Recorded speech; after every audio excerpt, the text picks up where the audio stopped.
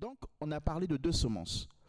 La semence qui est celle d'Ésaü, donc c'est le roi Hérode, qui est édomite, et la semence de Jacob, donc qui est Jésus, de la tribu de Juda.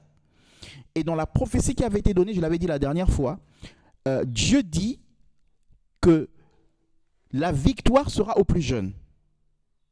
Mais quand Dieu a donné cette promesse, ça ne se limitait pas seulement au combat qu'allait vivre Jacob avec Ésaü. Mais ça allait plus loin dans les prophéties. Des années après, l'accomplissement devait avoir lieu. C'est Christ qui allait avoir la victoire sur toutes les autres nations. Donc on a dit que nous recevons une semence et nous aussi nous allons semer dans la vie des autres. Qu'on le veuille ou non, je vais être le fruit d'une semence et je vais aussi semer dans la vie des autres. Mais ce que je vais semer sera le résultat de ce que moi j'ai reçu ou de ce que j'ai accepté ou de ce que je n'ai pas refusé. Que je le veuille ou non, c'est ce que je vais donner aux autres.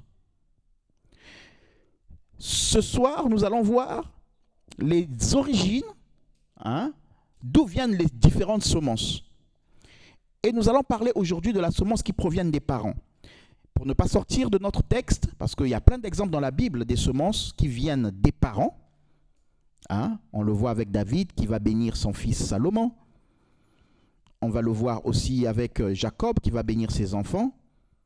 On va le voir avec Abraham, toujours dans cette alliance.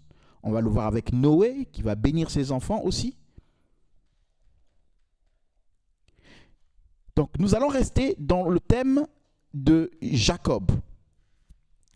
La semence que nous recevons de nos parents. J'aimerais d'abord préciser que Dieu est au-dessus de nos parents. Parce que quand je vais commencer à expliquer, vous risquez de croire que finalement ma vie, en fait, c'est à cause de mon père ou de ma mère. C'est ce genre de messages qui ne sont pas cadrés, qui nous emmènent à nous révolter contre nos parents, à les haïr. Bien que dans un sens, nos parents nous maudissent des fois. Bien que dans un sens, nos parents nous rejettent. Nos parents nous montrent une face qui est vraiment désagréable et méchante. Mais j'ai envie de dire que Dieu est au-dessus de nos parents. Alléluia. Dieu est au-dessus de nos parents. Et donc, ce qui est merveilleux, c'est que même si tes parents te maudissent, l'Éternel a pris toute malédiction à la croix et l'Éternel est notre bénédiction. Mais la malédiction de nos parents ou la malédiction que nous pouvons recevoir d'ailleurs peut avoir un impact dans nos vies si d'abord nous-mêmes nous avons une disposition qui n'est pas bonne pour le Seigneur. Amen, amen, amen. Si nous avons une disposition qui n'est pas bonne pour le Seigneur. C'est-à-dire que Dieu, avant même qu'on ne naisse, sait ce que nous allons faire. C'est là l'omniscience de Dieu. Dieu sait les choix que nous allons faire. Et donc, en fonction de ces choix, Dieu va décider d'investir ou pas sur nous. En fonction de ces choix, nous allons ou pas vivre la malédiction, alléluia, que nos parents prévoient sur nous. En fait, Dieu va informer. On va le voir, on va le voir tout de suite là. Je pense qu'on va rentrer directement dans le passage. Alors, dans l'histoire de Jacob et d'Ésaü, qu'est-ce qui se passe? Jacob a deux fils. Non, pardon. Isaac a deux fils. Isaac a deux fils, Jacob et Ésaü. Isaac aime plus qui? Ésaü. Amen. La maman, qui est Rebecca, aime plus qui? Jacob. Pourquoi? La Bible nous dit que Isaac aime plus Ésaü parce que Ésaü lui ramenait du gibier. Donc il lui faisait à manger. Ça, il aimait bien. La maman, Rebecca, aime plus Jacob parce qu'elle a reçu une promesse, une prophétie de Dieu par rapport à ces deux enfants-là. Donc elle s'attache à ce que Dieu lui a dit. Mais regardez bien que dans l'amour d'Isaac pour Ésaü, ça veut dire que pour Isaac, la bénédiction première, on va le voir tout à l'heure, ce que c'est la bénédiction première, ou l'héritage premier, doit revenir à Ésaü. Autrement dit, à Jacob, Isaac veut donner quoi? Il veut pas la malédiction, hein, mais il veut donner une bénédiction moindre par rapport à son grand frère. Donc on voit que dans le cœur d'Isaac, qui fait partie quand même de la lignée, de la promesse, il y a un choix qui n'est pas selon le cœur de Dieu. Pour ne pas dire que dans l'esprit d'Isaac, il va maudire Jacob. Non, il ne va pas le maudire, mais il ne va pas lui donner la bénédiction première, simplement. Donc, c'est ça le plan d'Isaac. Mais le plan de Dieu est au-dessus du plan d'Isaac. C'est pour cela que je dis, tu peux être un Jacob délaissé, mais Dieu connaît le plan qu'il a pour toi. Tu peux être un Jacob dans ton travail, c'est-à-dire que ce n'est pas toi qu'on priorise, ce n'est pas toi qu'on voit, ce n'est pas toi, c'est-à-dire que le patron, dans son estime, ce n'est pas toi qui vises pour être directeur ou le secondé ou peu importe. Mais Dieu est au-dessus et Dieu te fera passer. Alléluia. Merci Seigneur. Donc on voit le plan d'Isaac dans son esprit. Mais on va voir aussi le plan de Dieu. Le plan de Dieu, c'est que Jacob sera plus grand que son frère. Mais pourquoi Dieu a ce plan-là? Quand on lit l'histoire, on ne comprend pas ici pourquoi Dieu fait ça. Est-ce que Dieu nous préformate, je vais dire ça comme ça? Est-ce que Dieu a tout préparé? Comment nous devons vivre, les choix que nous devons faire? Non, Dieu ne nous a pas programmés. Voilà, c'est le mot que je cherchais. Dieu ne nous a pas programmés. Mais c'est simplement que Dieu sait notre avenir. Puisqu'il nous dira, j'ai aimé Jacob et j'ai haï Ésaü. Pourquoi? Parce que Dieu savait que Ésaü n'aimerait pas les choses de Dieu, que Jacob les aimerait. Ça, c'est une chose. Maintenant, quand Dieu le révèle à Rebecca, ça ne veut pas dire que Dieu est en train de décider de ce qui va se passer. Dieu est en train simplement d'informer Rebecca que le plus jeune sera plus grand. Mais Dieu ne lui donne pas les raisons. Alléluia. Dieu ne lui donne pas les raisons. Dieu ne lui dit pas pourquoi. Dieu ne lui dit pas parce que Jacob aimera plus les choses de Dieu que Ésaü. Dieu ne le lui dit pas. Mais il dit simplement que le plus jeune sera plus grand. Le grand frère sera assujetti au plus petit. Il y a des choses que Dieu va faire, il ne nous donne pas les raisons. On voit dans des familles des choses qui se passent différemment. Dieu ne donne pas les raisons. Mais Dieu connaît les cœurs. Dieu voit la soif. On voit dans l'église qu'il y a certaines personnes qui progressent, qui progressent dans un domaine, qui s'épanouissent, qui grandissent avec Dieu. Et on peut entendre Dieu dire à quelqu'un que, tu vois, dans l'église, j'ai choisi Y, j'ai délaissé Z, sans qu'il nous donne les raisons. Mais lui voit le fond des cœurs et il sait pourquoi il le fait. Alléluia. Merci Seigneur pour ta parole. Donc il y a une malédiction ou une bénédiction. Ici, dans le cadre de Jacob et Ésaü, je vais dire qu'il y aura un choix qui se fera par les parents. Quand nous avons des enfants, des parents peuvent faire un choix, désirer l'un plus que l'autre. Ils peuvent vivre cela. Avoir donné un projet. Je parlais avec un pasteur qui est connu, je ne dirais pas son nom. J'étais... bon, je ne dirais pas le lieu, sinon certains qui connaissent l'histoire sauront. Mais on était ensemble et je l'interviewais, je le filmais. Et ce pasteur dit, mon fils, c'est vraiment lui que je vois. Vraiment là, il y avait une cérémonie. Donc il dit, lors de cette cérémonie, j'ai vu vraiment, et je le dis, que c'est mon fils, c'est lui qui me remplacera, c'est lui qui est appelé pour cette œuvre qui prendra la suite. Voilà. Il était vraiment, je le voyais, vraiment laisser la place à son fils. Mais pourtant, ce n'était pas l'aîné. Et même moi, là où j'étais, bon, il y avait déjà deux choses qui me trottaient à l'esprit. C'est, bon, l'église, bon, est-ce que c'est pas un ancien ou quelqu'un d'autre qui va remplacer? Bon, c'est son fils, ok. Bon, mais en plus, une autre chose qui me trottait l'esprit, c'est il ne parle même pas de l'aîné, qui est quand même de loin plus âgé que celui-ci. Donc le père fait son choix, parce qu'il connaît ses enfants.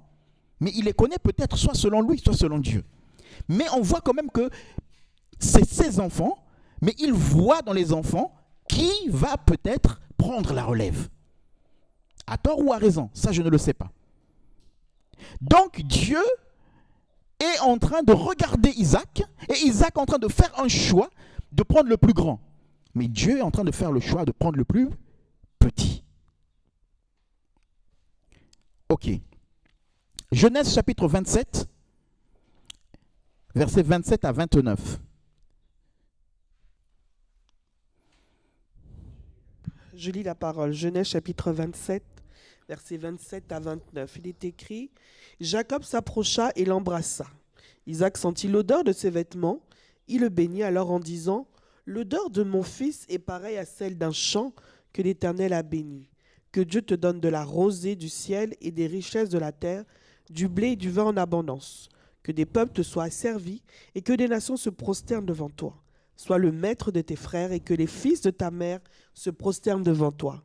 Maudits soient tous ceux qui te maudiront et bénis soient tous ceux qui te béniront. Amen. Amen. Sois le maître de tes frères et que les fils de ta mère se prosternent devant toi. Donc je reviendrai là-dessus plus tard pour bien expliquer, parce que dans la bénédiction d'un héritier, il y a plusieurs choses. Et il y a cet aspect aussi qui est très important, où tu es maître de tes frères. Souvenez-vous de Joseph, qui était maître de ses frères. La Bible dit dans Genèse 37 que son père lui avait offert une tunique, et ses frères ont commencé à le prendre en haine. Pourquoi? Parce qu'on lui avait offert une tunique. Mais nous, quand nous lisons juste, on lui a offert une tunique, et puis ses frères ont commencé à le haïr. Oh, mais juste parce qu'eux, ils n'avaient pas reçu la tunique. Non, c'est pas ça. La tunique qui était offerte multicolore, c'était un signe d'autorité sur les autres frères. Parce que dans la bénédiction, mais je l'expliquerai plus tard, là pour l'instant, ce n'est pas trop le sujet, dans la bénédiction qui était donnée, dans l'héritage, il y avait ce qu'on a lu, c'est-à-dire que tu vas être productif, on parle du blé, on parle de la terre. Mais il y avait aussi une bénédiction qui consistait à être responsable de la famille, donc le chef de famille. Et donc ici, Isaac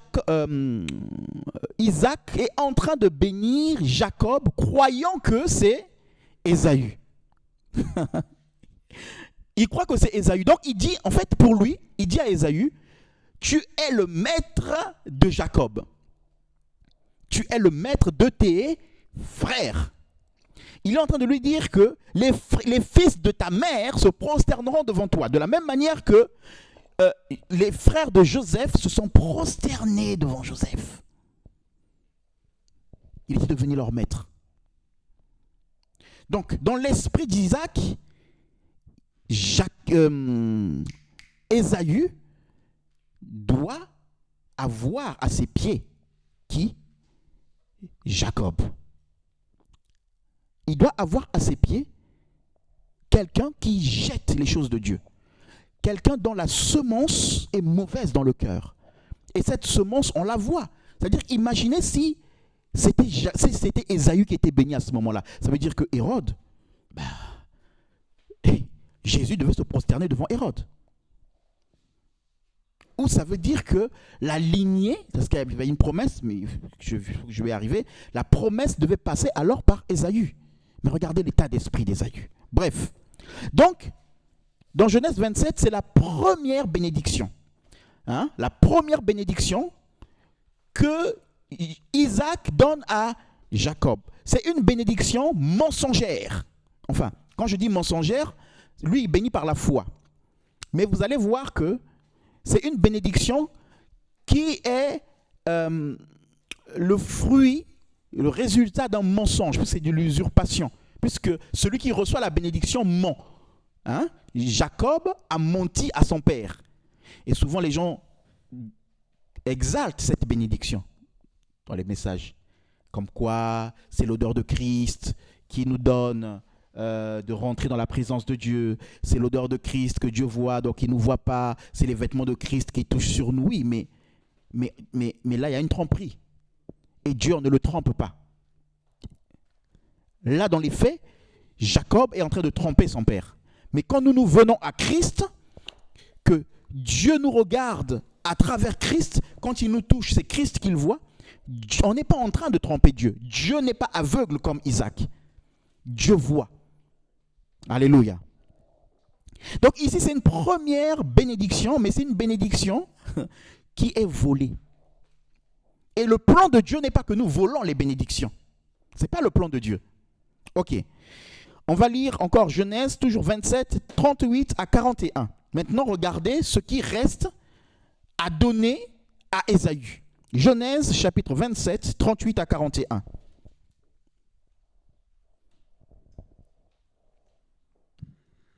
Je lis. Ésaü dit à son père, « N'as-tu que cette seule bénédiction, mon père ? Bénis-moi aussi, mon père. » Et il se mit à pleurer tout haut. Son père Isaac lui répondit, « Ton lieu d'habitation sera privé des richesses de la terre et de la rosée du ciel d'en haut. Tu vivras de ton épée, tu seras asservi à ton frère. Cependant, en errant librement ça et là, tu échapperas à la domination qui t'aura imposée. » Amen. Regardez bien la question qu'il pose. Il dit, n'as-tu que cette seule bénédiction? Il n'y en a qu'une. N'as-tu que cette seule bénédiction? Il n'y en a qu'une. Je vais avancer, vous allez mieux le comprendre plus tard. Donc, on voit que Ésaü vient, et là on lui dit, écoute, on ne peut pas dire la même chose qu'on a dit à Jacob, on ne peut pas dire la même chose à toi, même si je me suis trompé. Une parole qui est libérée, elle est libérée. Une parole qui est dite, elle est dite. Alléluia. Que ta part soit la parole de bénédiction, la seule parole, la seule bénédiction. Que tu ne sois pas en retard. Y a-t-il une bénédiction? Il n'y en a qu'une seule, non. Que tu sois celui qui possède la seule bénédiction. Alléluia. Donc, là, Ésaü reçoit quoi? On ne va pas dire une malédiction. Mais c'en est une quand même. Parce que quand on te dit que tu vas errer, ça est là pour ne pas être sous la domination de ton frère. Quand on te dit que tu dois vivre par ton épée, quand on te dit que ton habitation n'aura pas de graisse ni de la rosée, c'est quand même triste. Alléluia, c'est quand même triste. Donc, qu'est-ce qui s'est passé dans les faits? Regardez, parce que je vais arriver à la deuxième bénédiction. Dans les faits, ce qui s'est passé, c'est que Jacob est venu en se déguisant pour recevoir la bénédiction. Et il a reçu la bénédiction. Ça me fait penser à une femme, Tamar, qui s'est déguisée pour recevoir une semence. Amen. Une femme, Tamar, qui s'est déguisée pour recevoir la semence de Juda. Mais la grâce de Dieu l'a visitée. Et ce qui a manqué à Tamar, ce qui a manqué à Ésaü, c'est cette foi qu'avait quand même Tamar, malgré ses erreurs. Alors, Isaac donne la bénédiction à Jacob, mais sous l'effet d'un mensonge. Ok. Maintenant, il se rend compte que quand Ésaü arrive, Isaac se rend compte que, mais qu'est-ce que j'ai fait? C'était pas toi. Je me suis trompé. Bon, alors, à ce moment-là, je ne peux plus rien faire. Il ne me reste plus de bénédiction. J'en avais qu'une. Je suis obligé de te donner le reste. Le reste, c'est ce que nous avons lu. Donc maintenant, Isaac sait que c'est Jacob qui l'a trompé, qui l'a menti et qui a volé la bénédiction. On va lire dans Genèse 28. Donc, qu'est-ce qui s'est passé ici? Ésaü s'en va. Ok, son père lui a dit ces paroles-là. Ésaü s'est retiré de la présence de son père. Genèse chapitre 28, à partir du verset 1. Verset 1 jusqu'au verset 9. Isaac appela Jacob, le bénit et lui ordonna, tu ne prendras pas une femme cananéenne. Ok, on peut d'abord s'arrêter là. Isaac appela Jacob. Là, c'est maintenant lui qui l'appelle pour le bénir. Parce qu'il désire les choses de Dieu. Parce qu'il désire. Il veut posséder les choses de Dieu. Il s'intéresse à cette promesse qui est sur son père pour les générations et des générations. Donc, tellement il s'intéresse, il va même jusqu'à voler cette bénédiction. Et son père se rend compte. D'un côté, il est attristé parce que lui, il voulait donner à Ésaü. Mais il se rend compte que non, finalement, mais ce gamin-là, peut-être que je le connaissais mal, mais il aime tellement les choses de Dieu qu'il s'est déguisé pour venir même voler la bénédiction alors que je pouvais le maudire. Puisque le risque, c'était, quand Jacob parle avec sa maman, il dit, et s'il me maudit, je risque de mourir. Sa maman dit non, que cette malédiction retombe sur moi et que ce soit moi qui meure. Donc il y avait un risque à faire cela. Ça me fait penser à Esther qui devait prendre le risque d'aller devant le roi. Que je vive ou que je meure, je vais aller devant le roi. Et donc le père Isaac regarde Jacob et dit mais il a pris ce risque-là. Je l'appelle. Viens, je vais te donner la totalité de la bénédiction.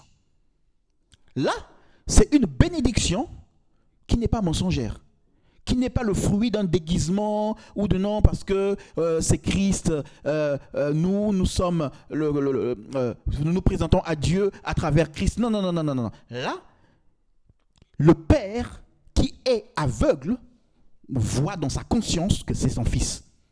Et il appelle. Et Dieu nous appelle pour nous bénir. Dieu t'appelle pour te bénir. Vous savez, il y a beaucoup de chrétiens qui veulent voler les bénédictions auprès de Dieu. Beaucoup de chrétiens, des fois, ce n'est même pas des chrétiens, mais beaucoup de chrétiens aussi, veulent voler des bénédictions, c'est-à-dire qu'ils veulent faire les choses selon eux, pour voler les choses au Seigneur. Des fois, c'est des gens qui ne sont pas convertis, mais qui veulent faire les choses selon eux, pour voler au Seigneur la bénédiction, mais ça ne marche pas. Mais c'est quand Dieu nous appelle d'abord à la repentance, au salut, une fois qu'on est sauvé, une fois qu'on est racheté, et là, il nous bénit. Vous êtes bénis de toute bénédiction spirituelle dans les lieux célestes. Lisez la suite. Que c'est par la foi que nous sommes sauvés, non par les œuvres. Alléluia. C'est par la grâce, au moyen de la foi. Donc, Dieu nous appelle. Et Isaac appelle. Isaac appelle Jacob et il le bénit. Donc, nous le lisons, nous pouvons le lire. Maintenant, quand il le bénit, écoutez bien ce qu'il lui dit. Donc, Genèse chapitre 28, part du verset 1, on y va. Isaac appela Jacob, le bénit et lui ordonna, tu ne prendras pas une femme cananéenne. Amen. On s'arrête encore là. Lui ordonna, tu ne prendras pas une femme cananéenne. Oh, qu'est-ce qu'a fait Dieu quand il a béni Adam et Ève? Quand il les a appelés, il a soufflé en eux la vie. Et la Bible dit qu'il a béni Adam et Ève. Il a pris Adam, il a mis dans le jardin d'Éden. Et qu'est-ce que la Bible dit? Il a donné cet ordre. Tu ne mangeras pas. Donc vous voyez que quand Dieu nous appelle, il nous bénit pour nous donner la domination et suivi d'un ordre de ce que nous ne devons pas faire pour nous préserver. Amen. Donc tu n'épouseras pas une cananéenne. Donc nous, en tant que chrétiens, Dieu nous appelle, il nous bénit, et ensuite il nous dit, tu ne te lieras pas au faux Dieu, tu n'iras pas dans l'idolâtrie. Parce que c'est ça.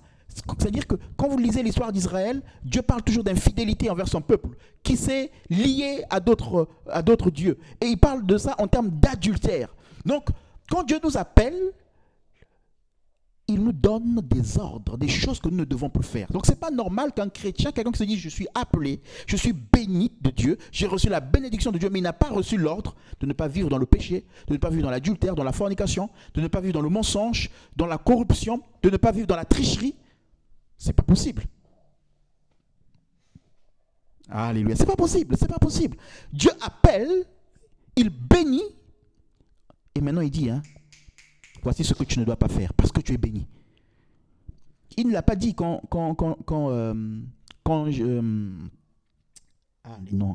quand Jacob a volé la bénédiction, il n'a pas dit ça. Mais là, il sait que c'est son fils. Il lui dit, attention, ça tu ne feras pas. C'est la même chose. Quand David a béni Salomon, il lui a dit des choses qu'il ne fallait pas faire. Amen. Verset 2. Verset 2. Lève-toi, va à Padan Aram, chez Bethuel, le père de ta mère, et prends-y une femme parmi les filles de Laban, le frère de ta mère. Que le Dieu Tout-Puissant te bénisse, te fasse prospérer et te multiplie afin que tu donnes naissance à tout un groupe de peuples. Amen. Qui te donne la bénédiction d'Abraham, à toi et à ta descendance avec toi, afin que tu possèdes le pays où tu séjournes en étranger et qu'il a donné à Abraham. Amen. Isaac fit donc partir Jacob et celui-ci s'en alla à Padan Aram, chez Laban, fils de Bethuel, l'araméen, et frère de Rebecca, la mère de Jacob et d'Ésaü. Verset 6, Ésaü vit qu'Isaac... On peut d'abord s'arrêter là. Vous voyez, il donne un ordre, donc je l'ai expliqué tout à l'heure au verset 1, mais ensuite, il le bénit. Dans ma version, il est dit, le Dieu Tout-Puissant te bénira. Donc lui, il a déjà béni, hein. Mais quand il dit s'il te bénira, c'est-à-dire que ça va être concrétiser les choses que j'ai dites, vont se concrétiser.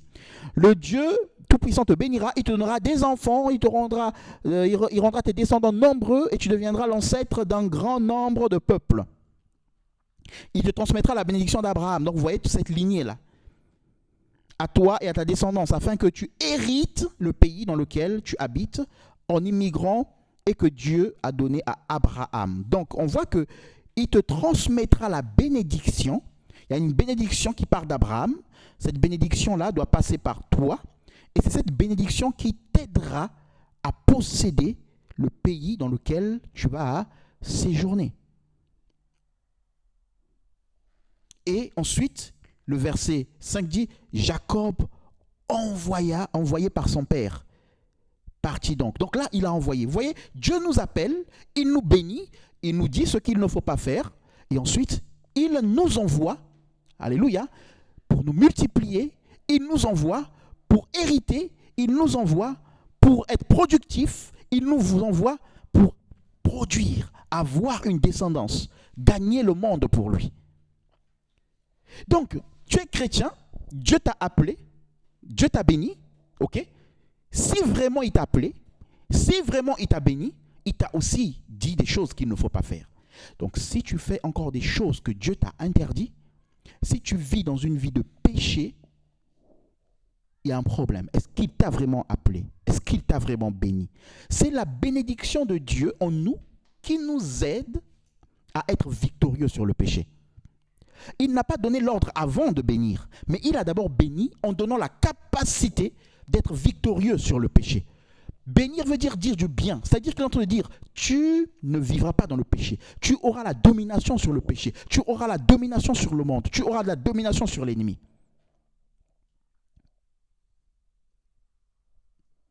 Et ensuite, il envoie. Est-ce que Dieu t'a envoyé? Si tu es béni de Dieu, est-ce que tu es envoyé? Ésaü est resté, hein? Ésaü est resté. Ah, si tu es sur place, ça se trouve, tu es Ésaü. Si tu n'as pas en toi ce désir d'aller, d'annoncer l'évangile, ce désir d'aller, de servir Dieu, ça se trouve, tu n'as pas été béni, tu n'as pas été envoyé. Alléluia. Merci Seigneur. Donc, il est dit qu'il est parti. Donc, il a fait ce que son père lui a dit. Et le verset 6 nous dit, Ésaü vit qu'Isaac avait béni Jacob et qu'il l'avait envoyé à Padan Aram pour y trouver une épouse. Et qu'en le bénissant, il lui avait ordonné de ne pas épouser les filles du pays de Canaan.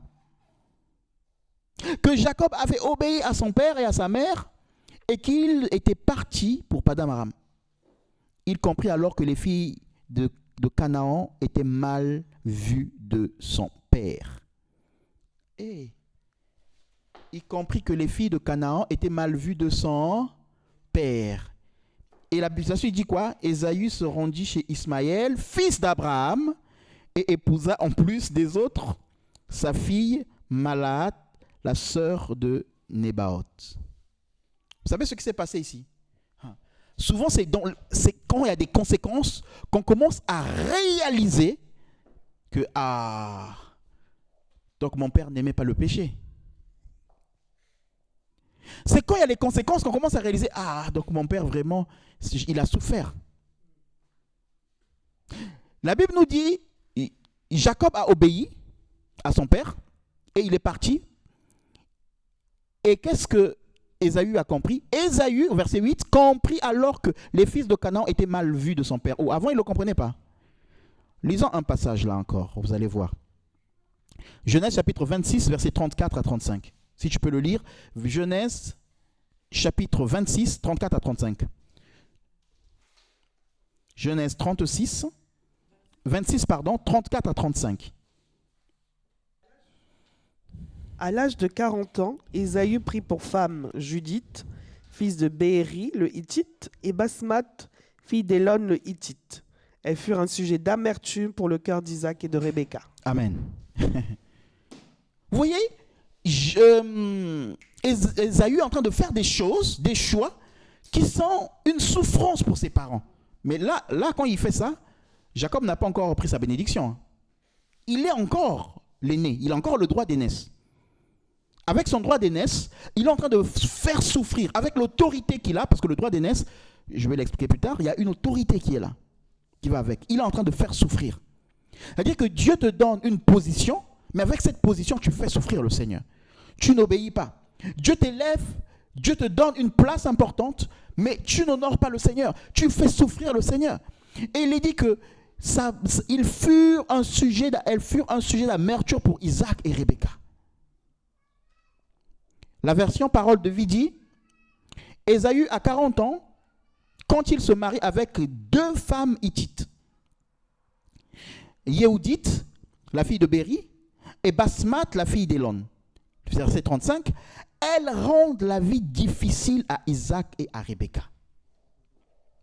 Il y a des choix que tu fais qui rendent la vie difficile à Dieu, qui rendent la vie difficile aux frères et aux sœurs, qui rendent la vie difficile à tes parents, qui rendent la vie difficile aux serviteurs de Dieu. Mais tout se passe bien jusque-là. Ésaü ne souffre pas. Ses parents souffrent. Lui, tout se passe bien. Et il croit que tout continuera à bien se passer. Le piège de l'ennemi va se refermer. C'est ça, beaucoup d'enfants de Dieu, c'est-à-dire ils font des choses qui font souffrir les autres, qui font souffrir Dieu, mais ils croient que, comme il n'y a rien, il n'y a pas de problème, tout se passe bien, oh ça va, et les autres souffrent. Mais à un moment donné, comme Ésaü a compris, mais plus tard, il a compris que son père voyait mal les filles de Canaan.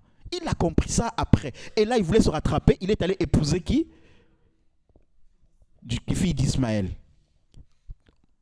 Parce que bon, il y a un lien de sang avec papa. Mais c'est le mauvais côté encore. Mauvais choix, pas guidé par le Saint-Esprit. Qu'est-ce que tu fais aujourd'hui qui risque de te faire perdre la place la plus importante que Dieu t'a donnée? Quels sont les choix que tu fais aujourd'hui qui risquent de te faire perdre la place que Dieu t'a donnée aujourd'hui? Je prie afin que tu te relèves, que tu te ressaisisses avant qu'il ne soit trop tard. Alléluia. Nous prêchons, nous disons des choses, les gens ne veulent pas comprendre. Mais à un moment donné, quand ils vont comprendre, c'est trop tard. Il faut vivre avec les conséquences. Nous prenons les gens, nous les exhortons, nous les avertissons. La parole de Dieu, c'est une prophétie. Regardez, la prophétie, ce n'est pas juste de dire à quelqu'un, demain, ton directeur va te placer comme son adjoint. Ce n'est pas juste ça la prophétie. La prophétie, c'est de dire à quelqu'un que le salaire du péché, c'est la mort. Si tu désobéis à Dieu, demain, tu vas le payer. Parce que c'est une parole qui va s'accomplir. C'est une prophétie parlée avant. C'est ça. Prophétie, c'est parler avant. Donc, c'est-à-dire, on est en train de te dire avant ce qui t'arrivera demain. C'est une prophétie. Et cette prophétie-là, les gens ne la veulent pas. Ils attendent la prophétie qui va les positionner, mais ils oublient la prophétie qui risque d'éviter qu'ils soient positionnés en enfer.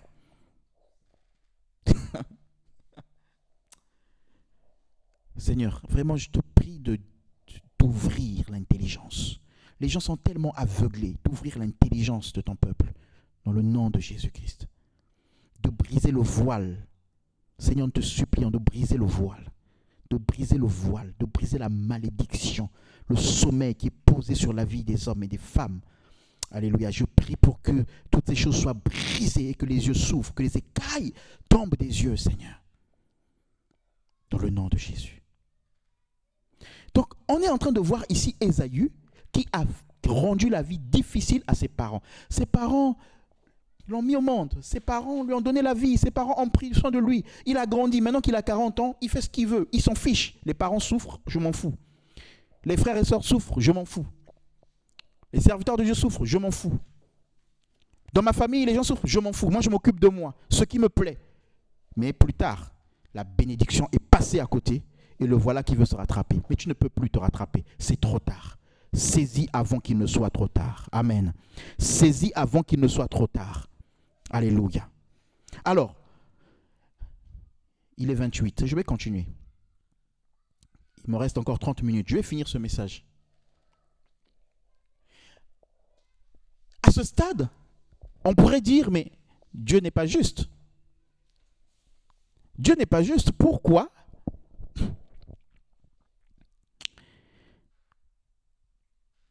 Il permet que Ésaü, finalement, ne vive pas ce que lui, Dieu voulait qu'il vive.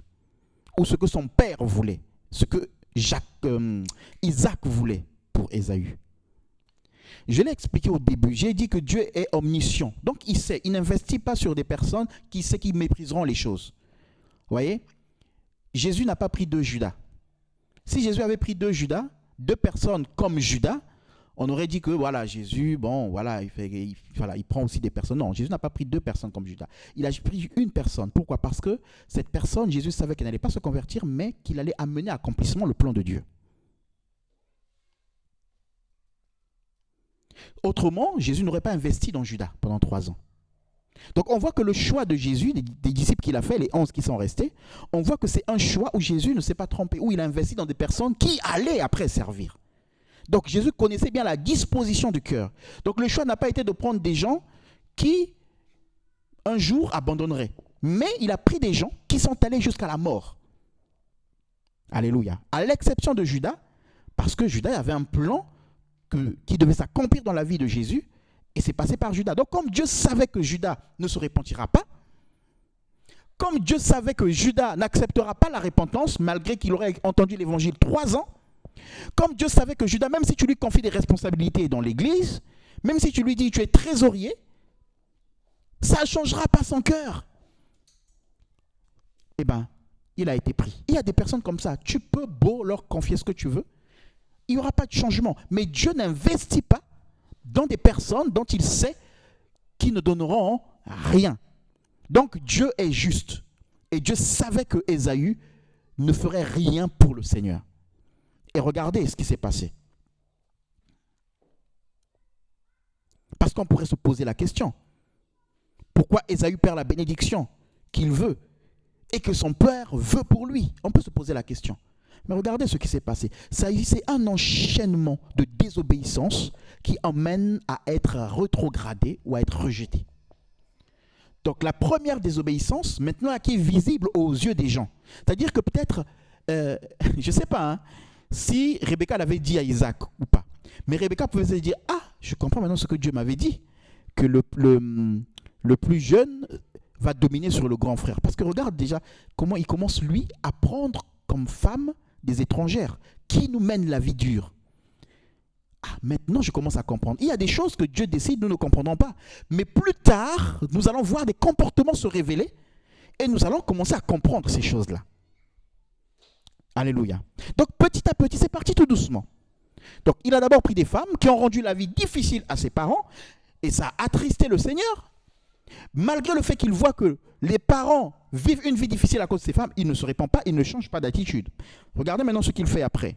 Genèse chapitre 25, versets 29 à 34. 25, 29 à 34.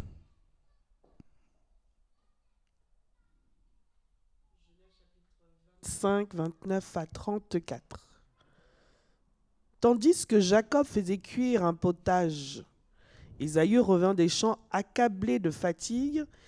Ésaü dit à Jacob, « Laisse-moi manger de ce plat roux, car je suis fatigué. » C'est pour cela qu'on a donné à Ésaü le nom d'Édom. Jacob répondit, « Vends-moi aujourd'hui ton droit d'aînesse. » Ésaü répondit, « Je vais mourir. À quoi me sert ce droit d'aînesse ?» Jacob dit, « Jure-le-moi d'abord. » Et il le lui jura. Il vendit son droit d'aînesse à Jacob. Alors Jacob donna du pain et du potage de lentilles à Ésaü. Il mangea et but, puis se leva et s'en alla. C'est ainsi qu'Ésaü méprisa le droit d'aînesse.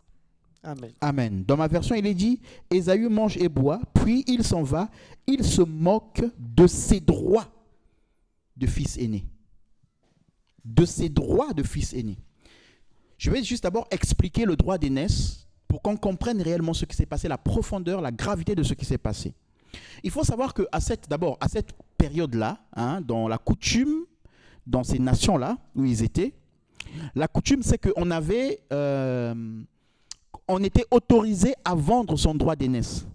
C'était une coutume qui existait et qui était légale. C'est-à-dire que tu es l'aîné de la famille, et ben, tu peux vendre ce droit-là et te débarrasser de la responsabilité qui est liée à ce droit d'aînesse. Amen. Est-ce que vous me suivez?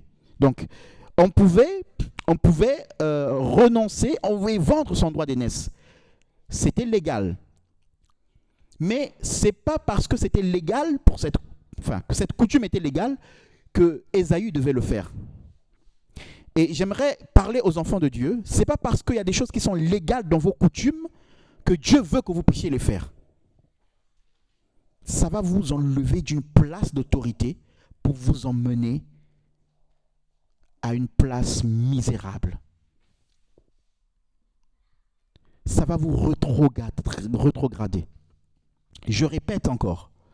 Ce n'est pas parce qu'une coutume est autorisée et légale dans une culture ou dans votre culture que Dieu veut que tu le fasses. Donc, Ésaü a vendu, comme il a vu peut-être faire d'autres personnes à cette période-là.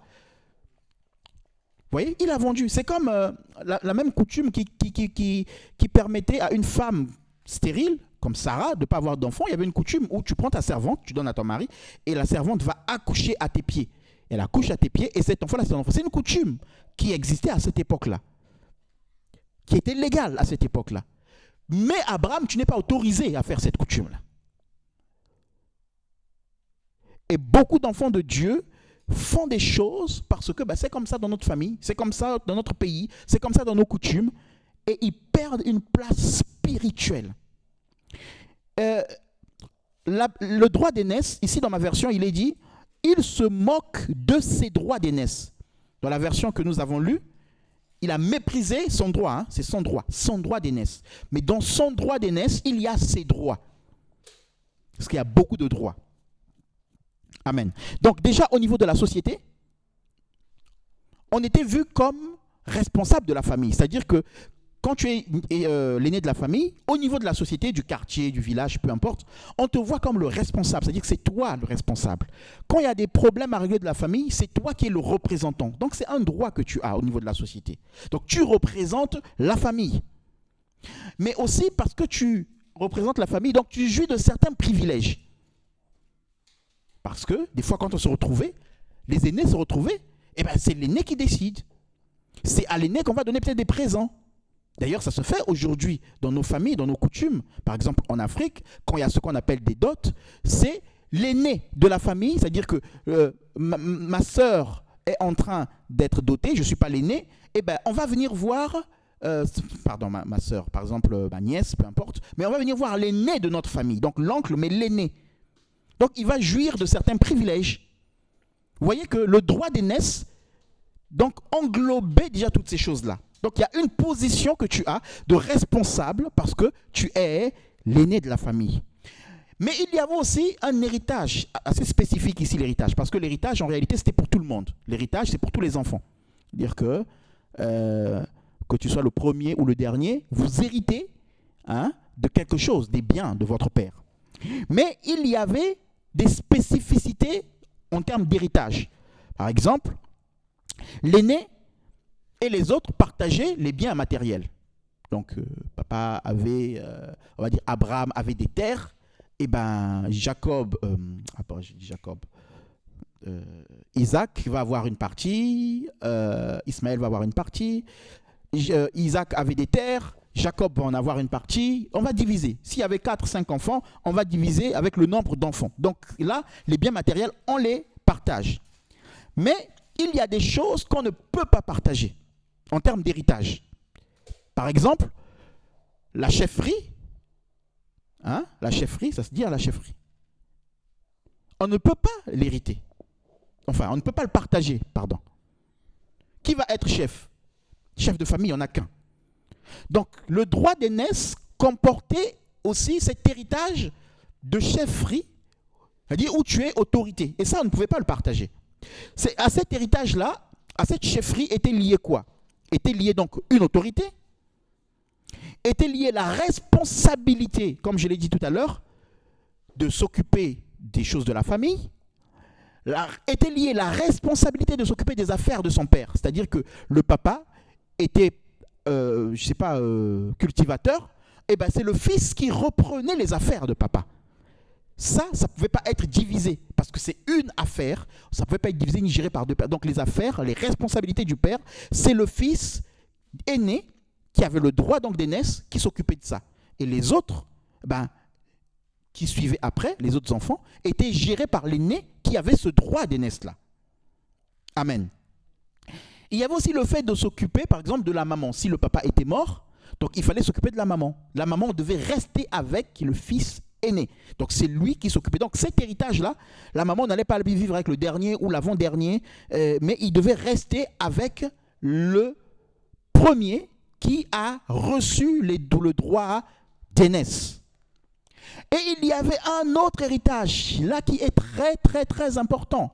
Cet héritage-là, c'est celui dont il est parlé dans la prophétie que Dieu donne à Rebecca. C'est quel héritage? C'est le Messie par qui il doit venir. Donc, le droit d'aînesse de Saül comportait en lui, à part les biens matériels, j'ai dit Saül, non. Le droit d'aînesse d'Ésaü qu'il avait comportait en son sein, à part les biens matériels, merci beaucoup, il comportait l'héritage du Messie qui devait arriver. Et ça, on ne peut pas le partager. Ça, c'est pas comme des biens matériels. On ne peut pas diviser, c'est-à-dire que le Messie va arriver par uniquement Dieu de Jacob, Dieu d'Abraham, d'Isaac et de Jacob. On ne va pas dire Dieu d'Abraham, d'Isaac et d'Ismaël, et de Jacob et d'Ésaü. Et Jésus est passé par qui alors? Il est descendant de qui?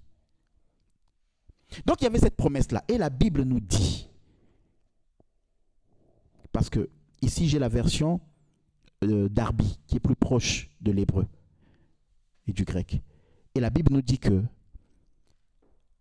Ésaü s'est moqué de ses droits d'aînesse. Waouh! Yo! Waouh! Purée! On te donne tout ça cadeau.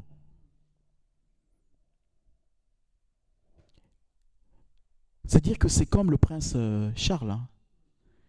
Il va se moquer de tout ce qui va avec son droit d'être roi un jour. C'est-à-dire, on te donne ça cadeau, le Messie viendra par toi, et lui, pour les plaisirs charnels, juste pour manger, plaisir de la chair d'un moment, comme s'il allait mourir. Il dit, mais qu'est-ce que ce droit va me donner? C'est souvent ça. C'est-à-dire que les enfants de Dieu disent, mais qu'est-ce que Jésus va me donner? Qu'est-ce que la vie avec Dieu va me donner? Ce droit, depuis que je suis chrétien, ça sert à quoi? Qu'est-ce que je vis? Qu'est-ce que je bénéficie de quoi? Ah, je mets ça de côté. Je me moque de ce Jésus. Ah, Seigneur. Il a méprisé, il a jeté, il a foulé aux pieds. Et le choix d'Ésaü le conduit tout doucement vers la malédiction. les choix que tu fais tout doucement, le mépris des choses de Dieu, te conduisent tout doucement vers ta perte.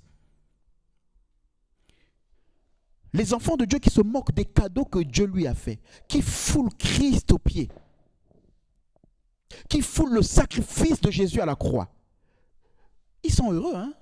Tout va bien. Oh, mais ça me donnait quoi? Alors, j'ai mangé mon plat de lentilles. Oh, j'ai mangé, j'ai fait cette vie-là, j'ai couché là-bas, j'ai couché ici, j'ai volé, j'ai menti sur mon identité, j'ai volé les allocations, j'ai triché au niveau des logements, j'ai fait ci.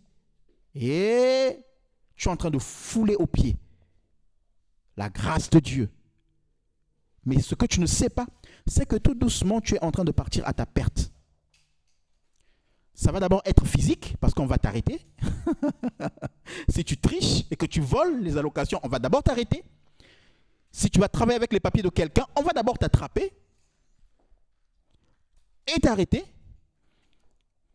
Tu auras une sanction, mais derrière ça, tu passes à côté de la bénédiction spirituelle que Dieu avait pour toi. Alléluia. Amen, amen, amen, amen, amen.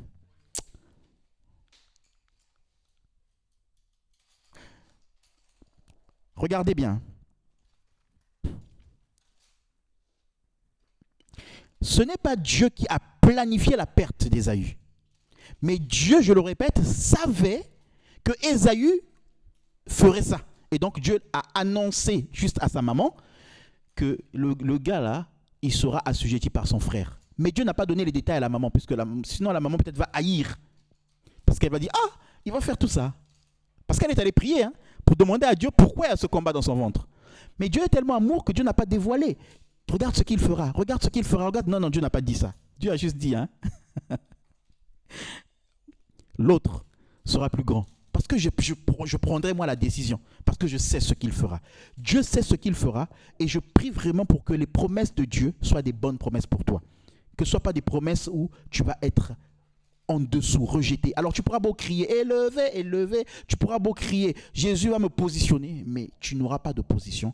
Tu vas à ta perte. Et je prie que ce ne soit pas ton partage. Amen. Mais regardez quelque chose de spécial qui est assez parlant et qui me fait réfléchir. Quand Jacob rachète le droit d'aînesse d'Ésaü, Isaac n'est pas là. Amen. Isaac n'est pas là.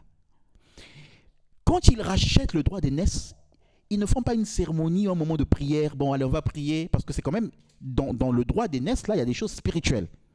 Je viens de le dire. Ils ne font pas, non, bon, on va prier, et puis on va, voilà, bon, on va se mettre devant le Seigneur, allez, tu me donnes le droit. Il n'y a pas de cérémonie, il n'y a rien. Ça se fait un peu dans la distraction. Hein? Ça se fait, en fait, comme dans la bêtise, si je peux le dire comme ça. Hein? Donc, comme dans la blague. Quelles sont les bénédictions que tu perds dans la blague? Nabuzoba. Comme un jeu. Quelle est ton étoile que tu vends comme dans un jeu? Et je répète bien que Isaac n'est pas là. Isaac ne sait même pas que Jacob a vendu, Ésaü a vendu son droit d'aînesse. Mais regardez ce qui va se passer.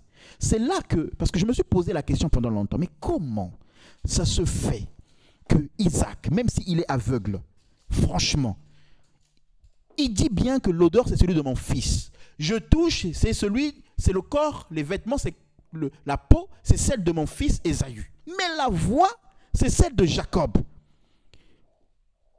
Ah, on est humain. Même moi, en tout cas.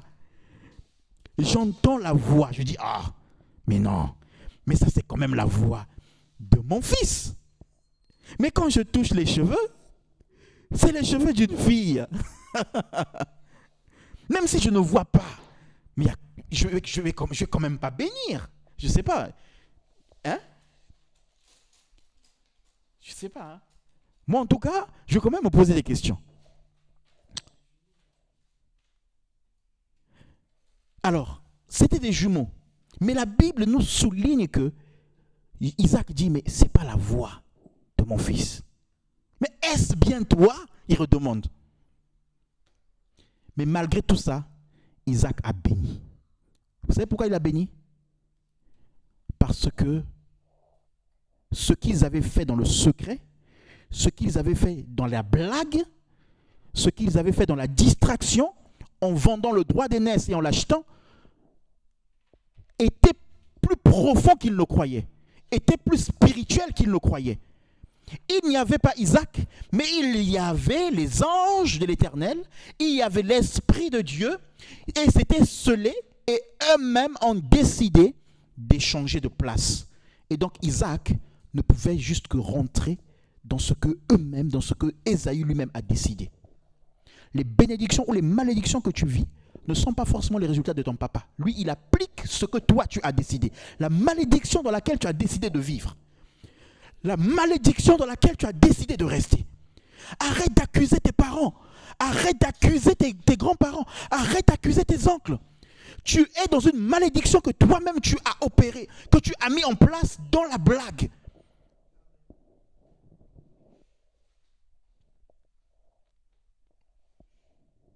Et tu peux vivre dans la bénédiction que toi-même tu veux.